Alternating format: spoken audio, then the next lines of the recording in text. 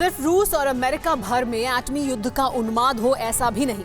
Iran Israel में घनघोर tension चल रही है। इजराइल एक परमाणु पावर से लैस कंट्री है। ईरान ने दावा किया है कि उसके एटम बम रेडी हैं। वहीं चीन एक नहीं कई मुल्कों को एटम बम की धौंस दिखा रहा है। ताइवान, जापान जैसे देश ड्रैगन से युद्ध कैसे लड़ेंगे? इनके पास न्यूक्लियर हथियार ही नहीं है। मौजूदा वक्त में एटम बम फटेगा तो क्या होगा? आज के परमाणु हथियार कितने ताकतवर हैं? क्या होता इन परमाणु बमों में?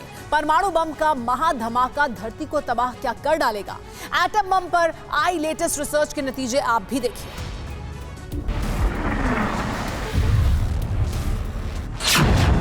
अमेरिका को रूस से निपटना है, चीन को अमेरिका से, इजराइल ईरान में ठनी है। यूरोपीय देशों के दुश्मनों की कमी नहीं, तुर्की की तिकड़म ही अलग है। युद्ध भड़काने की ट्रिक भी कई मुल्क आजमा रहे हैं।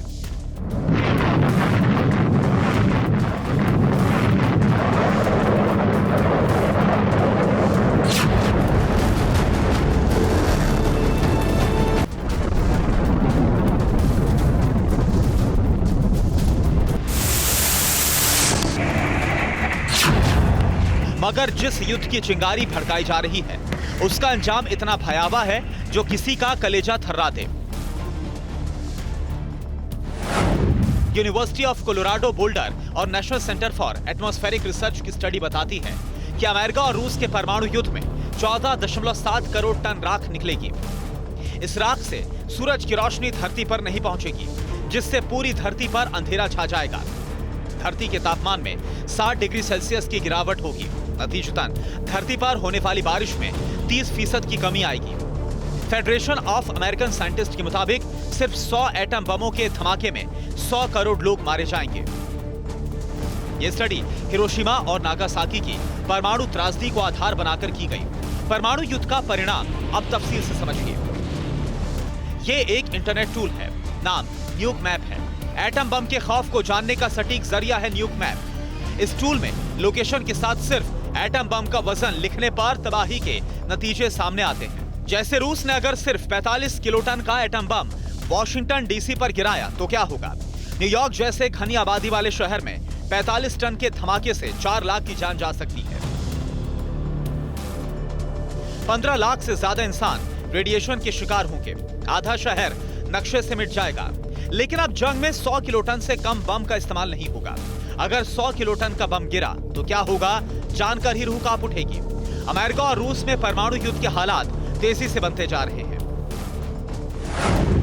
ऐसे में रूस ने न्यूयॉर्क पर 100 किलोटन का एटम बम फोड़ा तो धमाके के 0.79 किलोमीटर तक सब कुछ खत्म हो जाएगा।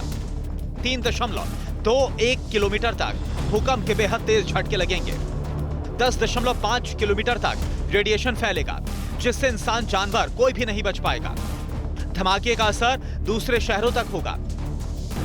जब भी कोई न्यूक्लियर बम फटता है तो 10 लाख डिग्री सेल्सियस से भी ज्यादा की हीट जनरेट होती है, जो कई किलोमीटर में आने वाली चीजों को खाक कर देती है।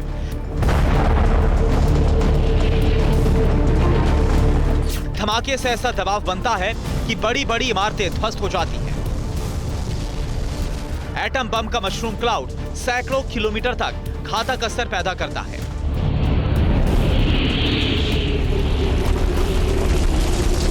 इसकी ऊंचाई एवरेस्ट की चोटी के बराबर होती है। अमेरिका अगर न्यूक्लियर बम का इस्तेमाल करता है और 100 बम भी रूस पर गिरा दे तो पूरा एशिया महाद्वीप काले धुएं के आगोश में समा जाएगा। सूरज की रोशनी ठीक से धरती तक नहीं पहुंचेगी। 100 न्यूक्लियर बम धरती की आधी ओजोन लेयर को खत्म कर देंगे। ओजोन लेयर खत्म होने से लोग गंभीर बीमारियों की चपेट में आ जाएंगे। मानसून का सिस्टम बिगड़ जाएगा, खेती तबाह हो जाएगी। जिंदा बचे लोगों के भूखे मरने की नौबत आ जाएगी। यह तबाही तब मचेगी जब न्यूक्लियर बम को जमीन पर गिराया जाएगा। अगर एयर ब्लास्ट हुआ तो मंजर और भी ज्यादा भयानक होगा।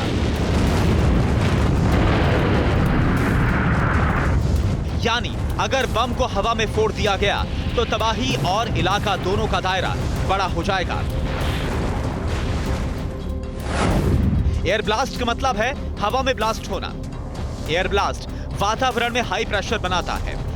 थर्मल रेडिएशन एयर ब्लास्ट में ज्यादा होता है। थर्मल रेडिएशन का असर 48 किलोमीटर के दायरे में होगा। 100 किलोमीटर के दायरे में भारी तबाही मचेगी।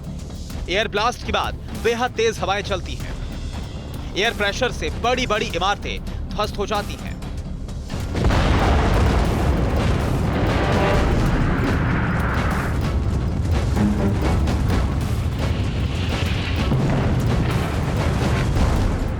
अमेरिका के पास जो न्यूक्लियर बम है उनमें हाइड्रोजन बम ज्यादा है। ये पहले के एटम बम के मुकाबले ज्यादा विनाशकारी है। जिस बम के धमाके से धरती पर मौजूद हर चीज पिघल जाती है उसे कई नामों से बनाया जा रहा है। अमेरिका एटम बम को मदर ऑफ ऑल बम का नाम देता है तो रूस इसे फादर ऑफ एटम बम बताता है।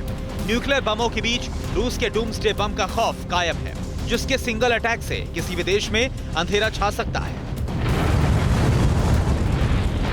अड़ी सोमवार से शुक्रवार शाम 6 बजे सिर्फ TV9 भारतवर्ष पर।